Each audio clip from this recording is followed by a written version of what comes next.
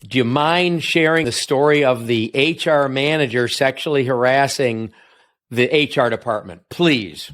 Mm-hmm. Absolutely. This was in a hospital, and this was in my early HR years, in my early HR career. So you figure probably 1999, one of those women in the HR department was me. So I was the trainer.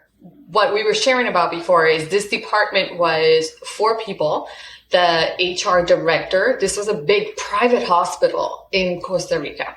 The department had a payroll girl, receptionist, secretary, and myself. And I was the trainer, the development person. And so we didn't know that he was being highly inappropriate with each of us because we wouldn't talk about it because this was the HR department. This was the HR director. And I always knew that I could hold my own, so I could just kind of handle things. What I was sharing before was the secretary would send her in the file room, which was a separate room that would lock to protect everybody's all employee files. And he would send her in there, and then he would follow her, and he would close the door behind him, and he would literally leave her in there, like lock her.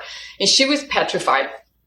He would corner her, touch her, and he would tell her that nobody would believe her. And she did. She had crazy anxiety over it.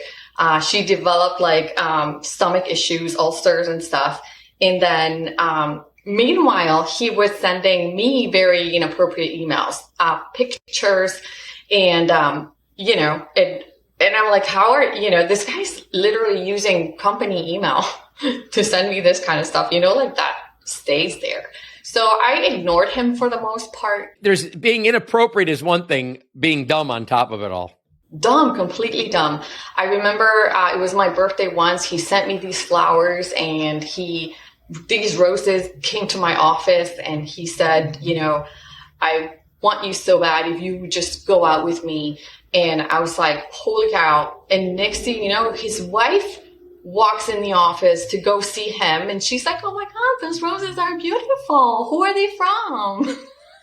And I said, some idiot out there. And I said it really loud so he could hear. So he was just annoying to where I was like, okay, this is enough. Now she came forward. Finally, she couldn't take it anymore. She was missing work. She didn't want to see him. And so when she said something, we all got together and we were like, wait a minute, like this is happening to you.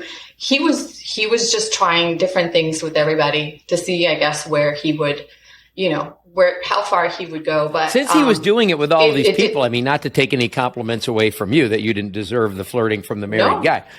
But is this like a validation thing when it's kind of going on with everybody? I think a lot of times, like that's a whole other podcast that I can go on forever.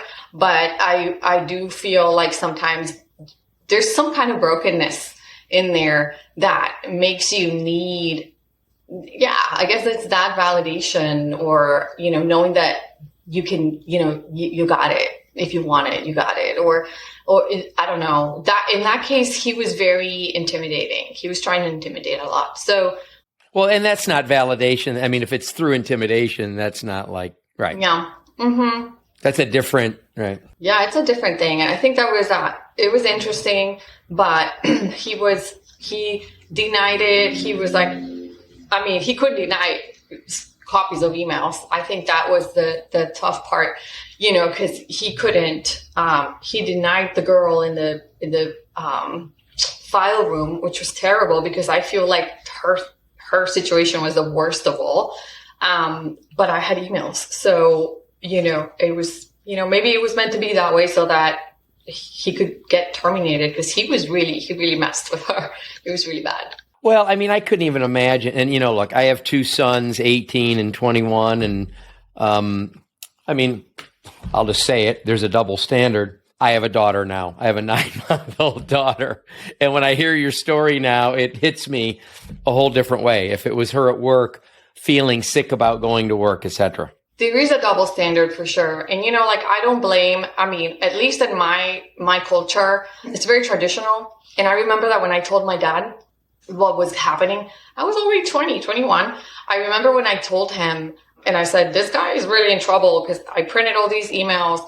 And you know, the first thing that he asked me was, well, did you do anything to lead him on? That was his question. Almost like, did you look for it, you know? And I was like, no. And even if, you know what I'm saying? Like, no. And why would my dad ask that? And I think as a guy, he was more like, my dad's a retired doctor, love him. He loves me. But it's that culture. It's that culture of like, you had a man fired, you know, you had your boss fired. Are you sure you didn't do anything to provoke this? You know?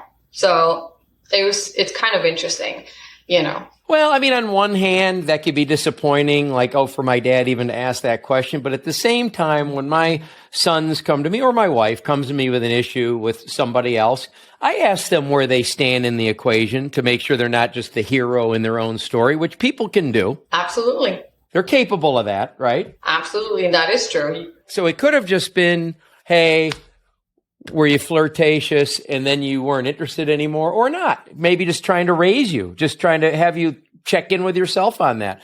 That may not have been. That's probably what he meant. You know, were you like. As a father, I could see doing that. And that doesn't mean that I don't believe in my daughter, but at the same time, where are you in this potentially?